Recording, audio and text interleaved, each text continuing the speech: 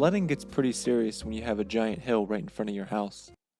We usually sled multiple times a winter, and sometimes we're out for multiple hours at a time. Basically, all my exercise for the year gets done within a few days. But the problem really is, after you sled down, you have to walk back up. It's this part of sledding that eventually forces us inside. So how can we make it easier to get to the top of the hill? After having our fun sledding down, it would be nice to have something pull us up.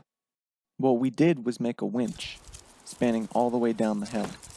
The idea is it'll just pull you up with a big motor at the top, which is about 250 feet up.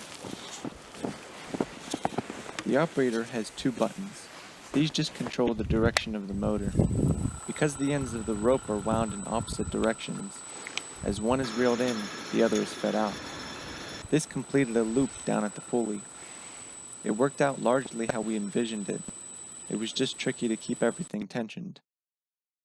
That motor is 3 horsepower, by the way. The first time I tried it, it nearly ripped my arm off. So we tied in the chain link for your sled to hook into and lowered the acceleration. Even though the first runs were really slow, it's hard to convey just how fun this was, especially compared to walking. And it fulfilled its purpose.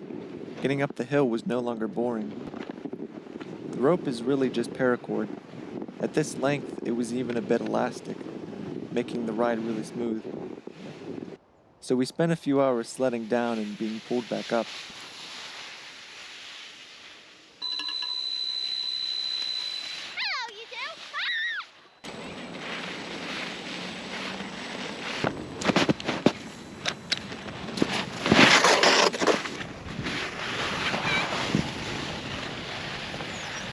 We refurbished an old 3-phase motor for this.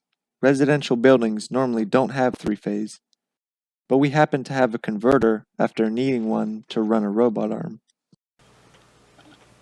The power goes into a VFD or variable frequency drive, which can change the speed of the motor by lowering the frequency from the typical 60 Hz. Up to this point, we haven't even tried going as fast as the motor is capable of. So this is that.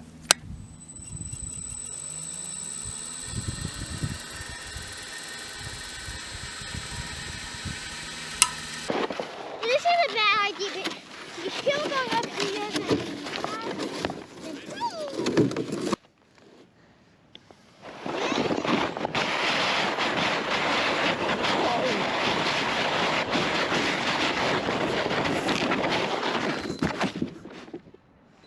All my bones are in one piece.